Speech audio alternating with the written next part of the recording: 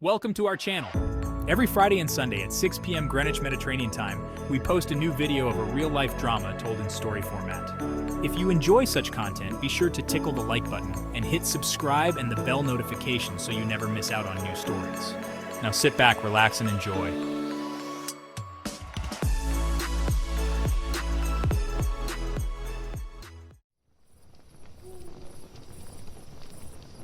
Daniel had always been fascinated by the occult. His curiosity, initially driven by a desire for knowledge and power, slowly turned into an obsession. He spent countless nights poring over ancient texts and grimoires, seeking to uncover the secrets of the supernatural. His basement became a sanctuary for his dark rituals, filled with arcane symbols, flickering candles, and the pungent aroma of incense. One cold autumn night, Daniel decided to attempt a particularly dangerous summoning ritual. The incantation, found in an old and worn grimoire, promised to summon a powerful demon. Ignoring the numerous warnings scrawled in the margins, Daniel meticulously prepared the ritual space. The air was thick with anticipation, and an eerie silence hung over the room. As the clock struck midnight, Daniel began the incantation. Suddenly, a deep, guttural growl resonated from the dark corners of the basement. Daniel's heart pounded in his chest, and he felt a cold sweat break out on his forehead. The growl grew louder, more menacing, and the shadows seemed to pulse with a life of their own. Then, without warning, a dark, shadowy figure began to materialize in the center of the ritual circle. It was a towering presence, its form shifting and writhing like a mass of smoke. The stench of sulfur and decay filled the air, so overwhelming that Daniel gagged, the acrid taste burning his throat. The temperature continued to plummet, and Daniel felt as if he were standing in a freezer. As the demon fully manifested, Daniel's initial excitement turned to sheer terror. In a flash, the demon lunged at Daniel. Its claws, long and razor-sharp, slashed through the air, aiming for his chest. Daniel barely managed to dodge the initial attack, stumbling backward and crashing into a table. The impact sent candles and ritual tools scattering across the floor. The demon roared in frustration, its voice a cacophony of rage and malice. Daniel scrambled to his feet, his body trembling with fear. The demon was relentless, closing the distance between them in an instant. It struck again, and this time its claws raked across Daniel's arm, leaving deep, searing gashes. Pain shot through him, intense and blinding, and he cried out, the sound echoing in the confined space. Desperation clawed at his mind, and he knew he had to act quickly or face certain death. Summoning all his strength, Daniel reached for a protective charm he had placed nearby. The small silver talisman was engraved with runes meant to ward off evil. Clutching it tightly, he thrust it toward the demon, chanting a banishing spell he had memorized. The demon recoiled, hissing in anger as the charm began to glow with a faint blue light. For a moment, it seemed as though the banishing spell was working. The demon writhed and twisted, its form flickering like a dying flame. But then, with a furious roar, it lashed out, knocking the charm from Daniel's hand and sending him sprawling to the floor. The charm skittered across the room, coming to rest in a corner far out of reach. Daniel's heart sank, and he felt a wave of hopelessness wash over him. The demon loomed over him, its red eyes burning with hatred. He could feel its cold breath on his face, and the overwhelming stench of decay made him gag. The demon's claws were poised to strike, and Daniel knew he had only seconds to act.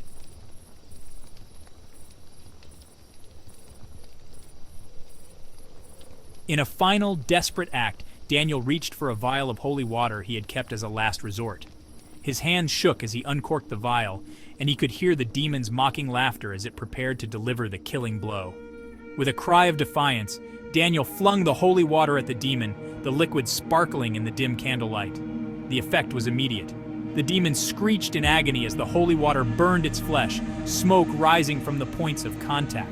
It thrashed and convulsed, its form flickering and distorting. Daniel seized the opportunity, crawling toward the discarded charm. Every movement was agony, his injured arm throbbing with each heartbeat, but he pushed through the pain. With the charm in hand, Daniel began the banishing incantation again, his voice hoarse but determined.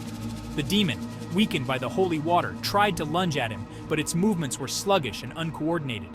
The air crackled with energy as Daniel poured all his willpower into the spell, the runes on the charm glowing brighter with each word. As the incantation reached its crescendo, the demon let out a final ear-piercing scream.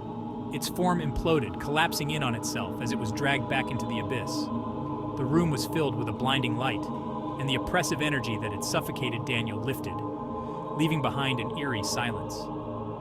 Daniel lay on the floor, his body shaking with exhaustion and pain. The smell of sulfur and decay lingered in the air, but it was slowly being replaced by the familiar scent of burning candles and incense. He could taste the metallic tang of blood in his mouth, and every breath was a struggle. The adrenaline that had fueled his survival ebbed away, leaving him feeling weak and vulnerable. Slowly, Daniel forced himself to sit up. The basement was a mess, with overturned furniture and scattered ritual tools. The candles had burned low, their flames flickering weakly. Despite the chaos, Daniel felt a profound sense of relief. He had survived the encounter, but he knew that the experience had changed him forever. The aftermath of Daniel's encounter with the demon was a tumultuous journey marked by recurrent terror and lingering psychological scars. As he struggled to come to terms with the trauma, he faced more horrifying attacks, each leaving him more shaken and vulnerable. These experiences not only deepened his fears, but also tested his resolve to overcome the dark forces he had unwittingly unleashed. The first subsequent attack occurred a few weeks after the initial encounter. Daniel had been plagued by nightmares since the demon's manifestation, but this night was different. As he lay in bed, the familiar feeling of dread crept over him, suffocating and paralyzing. The air in his bedroom grew cold, and the shadows seemed to writhe with a life of their own. In his dream, Daniel found himself back in the basement. The smell of sulfur and incense thick in the air. The demon's red eyes glowed in the darkness, and its mocking laughter echoed in his ears. The sense of fear was so intense that it felt like a physical presence, pressing down on him and making it difficult to breathe. Suddenly, the demon lunged at him, its claws outstretched. Daniel awoke with a start, his heart racing and his body drenched in sweat.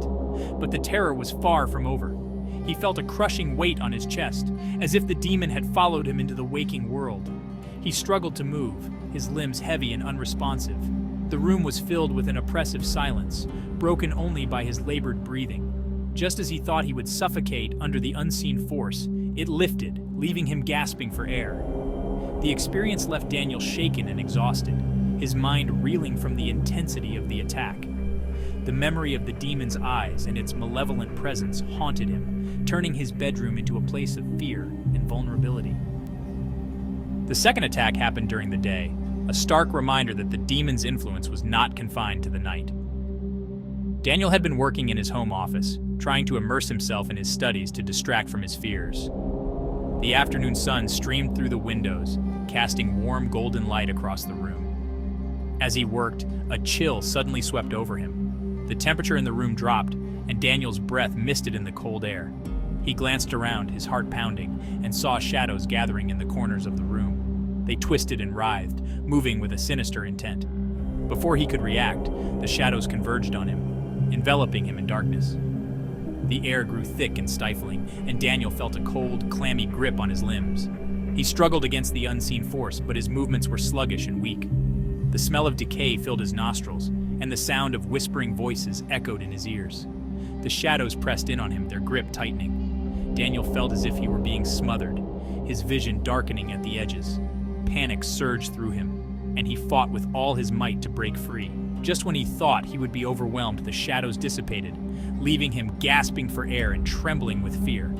The attack left Daniel feeling violated and helpless. The realization that the demon could reach him even in broad daylight shattered any sense of security he had left. His home, once a sanctuary, now felt like a prison, and he was constantly on edge, fearing the next attack. The third and most violent attack occurred several months later. Daniel had been trying to rebuild his life, seeking solace in the company of friends and spiritual advisors. He had taken steps to protect himself, surrounding his home with protective charms and cleansing rituals. But the demon's influence proved to be relentless.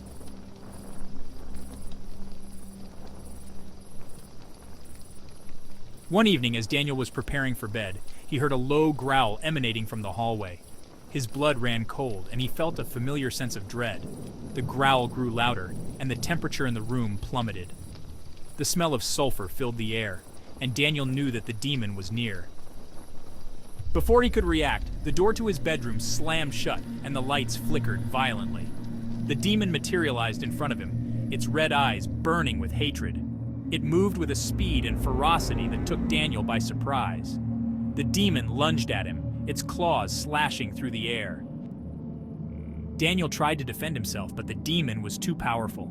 Its claws raked across his chest, leaving deep, searing wounds. The pain was excruciating, and Daniel cried out, his voice echoing in the confined space.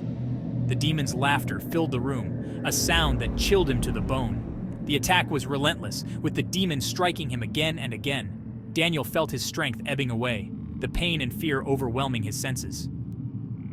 Just when he thought he could endure no more, he remembered the holy water he had kept by his bed. Summoning his last reserves of strength, he reached for the vial and flung it at the demon. The holy water sizzled as it made contact with the demon's flesh, and it let out a blood-curdling scream. The demon recoiled, its form flickering and distorting. Daniel seized the opportunity, chanting a banishing spell he had learned from his spiritual advisors. The demon writhed in agony, its red eyes blazing with fury. As the incantation reached its climax, the demon's form imploded, collapsing in on itself. Daniel collapsed to the floor, his body battered and bruised. The physical wounds were deep, but the psychological scars were even deeper. These attacks left Daniel in a state of constant fear and anxiety. He felt as though he were being watched, the demon's malevolent presence lingering just beyond the veil of reality. He became hyper-vigilant, jumping at every shadow and unexplained sound. The smell of sulfur haunted him, a constant reminder of the demon's influence. Daniel's social life suffered as well. He withdrew from friends and family, unable to explain the horrors he had endured. The attacks left him feeling isolated and alone, burdened by a secret too terrifying to share. He found solace in the company of spiritual advisors and fellow occult practitioners, but even their support could not fully alleviate his fear. Determined to reclaim his life, Daniel embarked on a journey of redemption and healing. He sought out experts in the occult and the paranormal, hoping to find a way to banish the demon once and for all. He dedicated himself to studying protective magic and cleansing rituals, seeking to fortify his home and mind against further attacks. Through their guidance, Daniel began to rebuild his shattered confidence and sense of security. He continued to share his story, hoping to deter others from making the same mistakes he had. His experience became a powerful cautionary tale, a stark reminder of the thin veil between our world and the supernatural. The road to recovery was long and arduous. Daniel had to confront his fears and learn to trust in his abilities once more. He resumed his studies, but with a newfound sense of caution and respect for the forces he sought to understand. The experience had humbled him, teaching him that true power came from knowledge and wisdom, not reckless ambition. Despite the trauma, Daniel emerged stronger and wiser. He continued to explore the occult, but with a deeper understanding of the risks involved. His encounter with the demon had left an indelible mark on his soul, but it had also forged him into a more resilient and cautious practitioner. Years later, Daniel's story remains a powerful testament to the dangers of the supernatural. It serves as a warning to those who seek to wield power without understanding the consequences. The memory of the demon's attacks is a constant reminder of the thin line between curiosity and recklessness.